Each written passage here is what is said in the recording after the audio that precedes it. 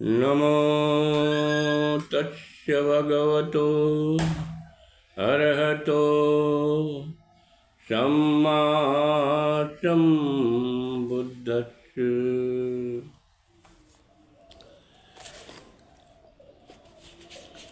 देवदत्त राजा सुधोधन के बहन अनिता का पुत्र था। अनिता का विवाह देवदत्त के शाक्यकुलीय राजा सुप्रबुद्ध से हुआ था। इस प्रकार देवदत्त सिद्धार्थ गौतम का फुफेरा भाई था। बचपन में वह सिद्धार्थ गौतम के साथ रहता और खेलता था। वह बचपन से ही बहुत नटखट था, बहुत ही उदंड प्रकृति का था, ईर्ष्यालु था। वह सिद्धार्थ गौतम से घृणा करता था, ईर्ष्या करता था। राजकुमार देवदत्त अन्य राजकुमारों भद्रिय, आनंद, भृगु, किंबल तथा उपाली नाई के साथ राजभवन त्याग कर भिक्षु संघ में सम्मिलित हुआ था। हालांकि शाक्य मुनि जानते थे कि देवदत्त द्वेषी प्रकृति का है, ईर्ष्यालु प्रकृति का है, फिर भी वे सोचते थे यह अच्छा संगत पाकर उसका मन ईर्ष्या, द्वेष, छल कपट रहित हो जाएगा। देवदत्त बहुत ही महत्वाकांक्षी भी था। वह बुद्ध जैसा बनना चाहता था।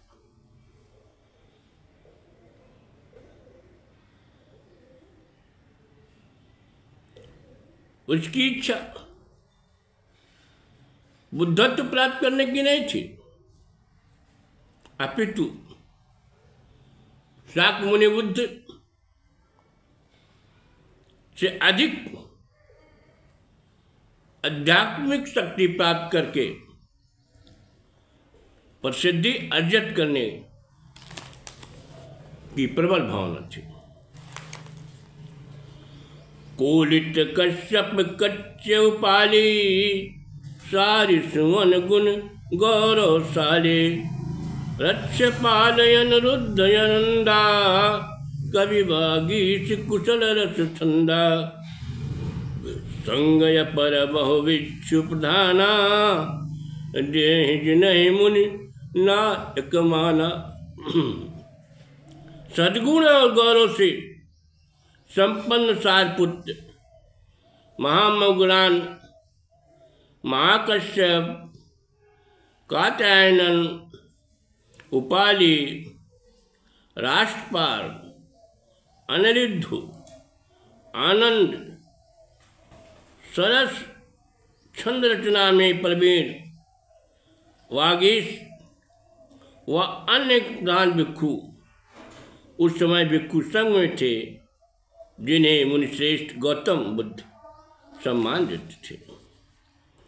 देवदत्त उर्दाहत ताते चाहत भान मान सोजन के नाते ज्ञान ध्यान न त्याग न तापा पूरित दम्भ विचूरित दापा कुटिल कठोर या कारण डाही, देहि न मान महामुनि ताहि। इसी कारण देवदत्त का हृदय जलता रहता था। वह गौतम बुद्ध का परिजन होने के कारण उनसे सम्मान पाना चाहता था। देवदत्त में न ज्ञान था, न त्याग था, न तप था। वह दम में भरा हुआ और अहंकार से चूर था। वह बड़ा कुटिल, कठोर तथा अकारण ही हिंसा करने वाला था। इन्हीं कारणों से महाश्रमण सम्यक संबुद्ध उसे कोई सम्मान नहीं देते थे। बोला संग प्रमुख पह आई, नी कहीं बूढ़ भये तुम भाई। जब तप ज्ञान जान दिन राता, करत भयउ सुम जर जर गाता। एक दिन देवदत्त संग प्रभु सम्यक संबुद्ध के पास आकर बोला, हे भाई, अब तुम पूरी तरह से बूढ़े हो गए हो। दिन रात जब तप और ज्ञान ध्यान करते करते तुम्हारा शरीर परिश्रम से जीर्ण शीर्ण हो गया है। इसलिए आप पूर्ण रूप से विश्राम ले लो और मुझे भली बात समर्थ समझकर प्रमुख भिक्षु संघ का पद दे दो। वह तुम लेन चहूँ पद जोई, लीन न मैं चहि दीन न कोई। अहे न मोह पद मन चाहा, तो मैं देहूँ तुम अब कहा। सम्यक संबुद्ध ने कहा, हे भिक्षु देवदत्त, जो तुम पद लेना चाहते हो उसे तो मैंने कभी किसी से लिया ही नहीं, और ना उस पद को कभी किसी ने मुझे दिया है। तुम्हारा यह मनपसंद पद मेरे पास है और वही मैं तुम्हें क्या दूं। लोग मुझे प्रथम भिक्षु के रूप में जानते मानते हैं और सम्मान देते हैं। इसलिए मैं सबका पथ प्रदर्शन करता हूँ। सबके मोह जनित भ्रम करहूँ, बले अनुरूप जगत हित करहूँ। करि न सुकहूँ तो भिक्षु समाजू, होय सहाय सभा रही काजू। हे भिक्षु, मैं सबके अज्ञान से उत्पन्न भ्रांतियों को दूर करता हूँ। यथाशक्ति संसार का कल्याण करता हूँ। जो आवश्यक कार्य है मैं नहीं कर सकता, उसमें भिक्षुओं की सहायता भी लेता हूँ। हे भाई, यदि समर्थवान हो तो इस शुभ कार्य को करो। भिक्षु संघ में अपने अनेक शील संपन्न विवेकी ज्ञानी व परिपक्व लोग हैं। ऐसे लोगों को छोड़कर कैसे मैं तुम्हें प्रमुख संघ बना दिया? यह संभव नहीं है, या मेरे अधिकार में भी नहीं। सम्यक संबुद्ध की बात सुनकर वह हताश होकर राजा अजातशत्रु के पास गया और अपने पिता का वही अजातशत्रु जो अपने पिता राजा बिंबिसार को मार करके सिंहासन पर आरूढ़ हुआ था। देवदत्त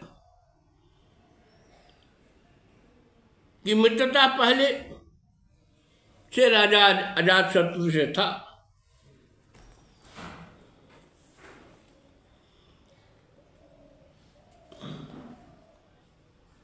देवदत्त ने राजा अजातशत्रु को भड़काया और तथागत बुद्ध को मारने के लिए उसके साथ मिलकर षड्यंत्र भी रचा। देवदत्त सब भेद बताए, जेत विपिन तत्काल पठाए। बत दिन झाझ अजित बन जेतु, प्रवचन देह अकल हित हेतु। आय जुरहि बहुपुर नर नारी, होई सभा महाभीर करारी। तोहलेन हित लोग लगाए, तेहि अवसर सब घातक आए। देवदत्त और राजा अजातशत्रु ने मिलकर सम्यक संबुद्ध को मारने के लिए एक षड्यंत्र रचा। उन्होंने 4 हत्यारे को धन दौलत व पद दे करके सम्यक संबुद्ध को मारने के लिए बेचे और उसे सारा भेद बता दिया था। शीघ्र ही उन 4 हत्यारों को श्रावस्ती के जेतवन में भेज दिया, जहां सम्यक संबुद्ध विहार कर रहे थे। जब वे चारों चोर, चारों हत्यारे जेतवन पहुंचे तो उस समय स्त्री पुरुष की भीड़ जुटी हुई थी। तथागत बुद्ध, सम्यक संबुद्ध सबके कल्याण के लिए प्रवचन दे रहे थे। शाक्यमुनि बुद्ध का प्रवचन सुनकर उन हजारों का मोह भंग हो गया। अनजाने में ही उनका पारसमर मिल गया। उनका हृदय सोने के समान शुद्ध हो गया। शुद्ध भय मन बुद्ध प्रभाव, भिक्षु बने सब चोपित चाऊ। बहुदिन लौट नफा घातक आए, लेन खबर दुई दूत पठाए। जब वे हत्यारे सम्यक संबुद्ध को मारने के लिए जेतवन पहुंचे,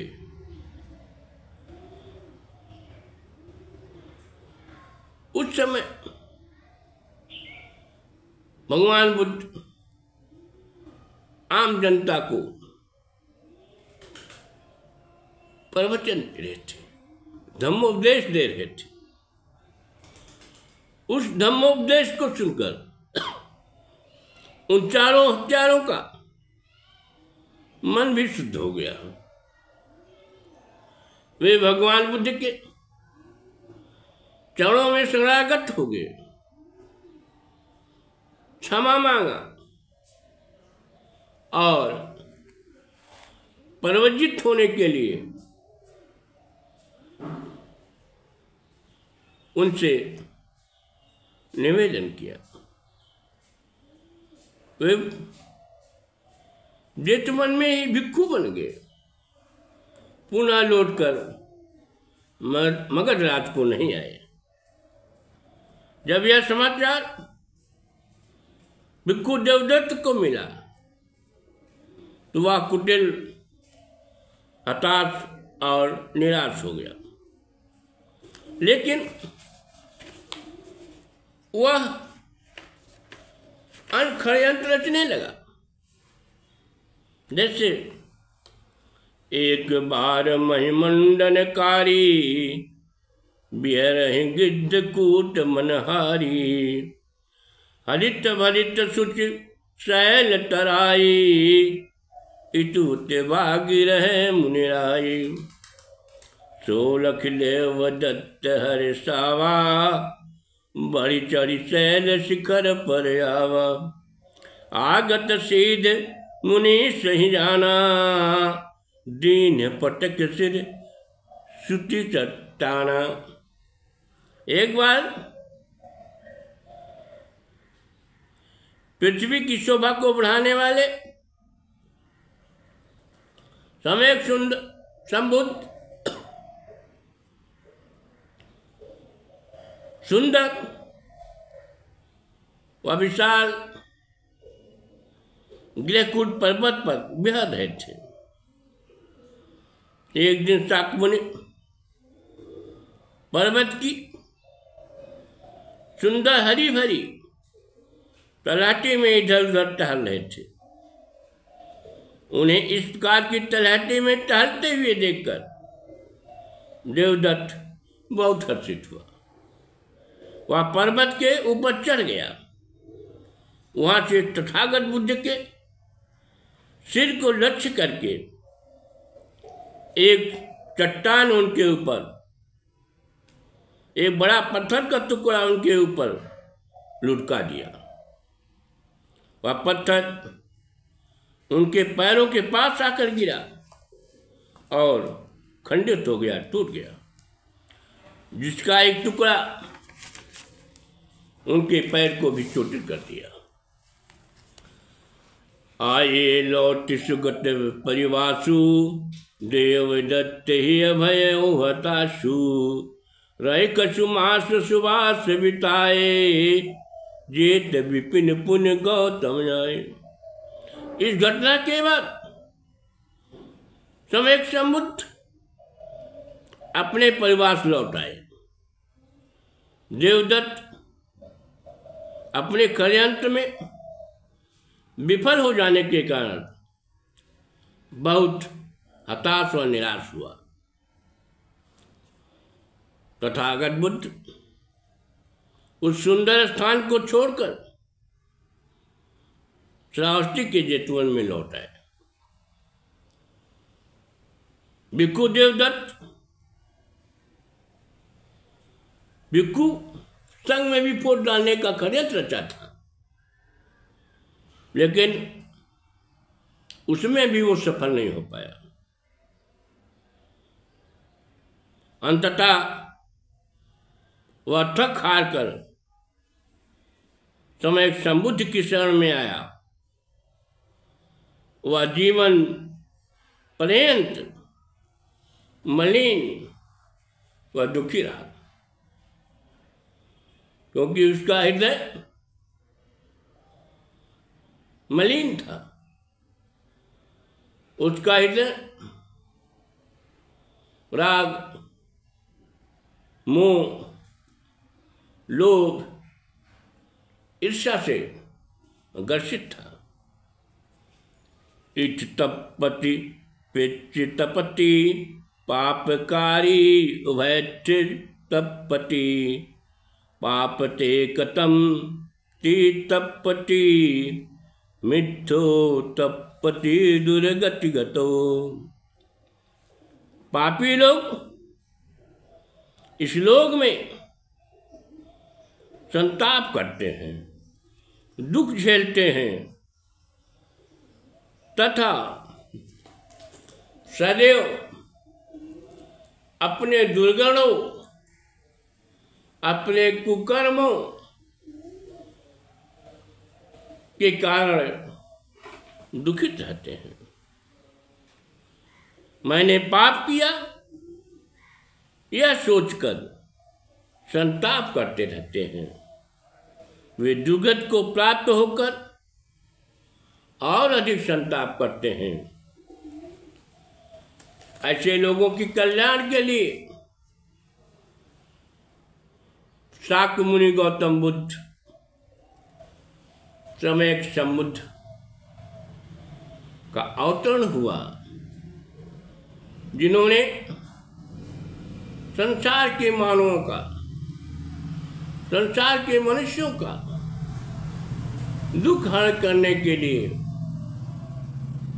उन्हें ज्ञान, शील, समाज की शिक्षा प्रदान किया।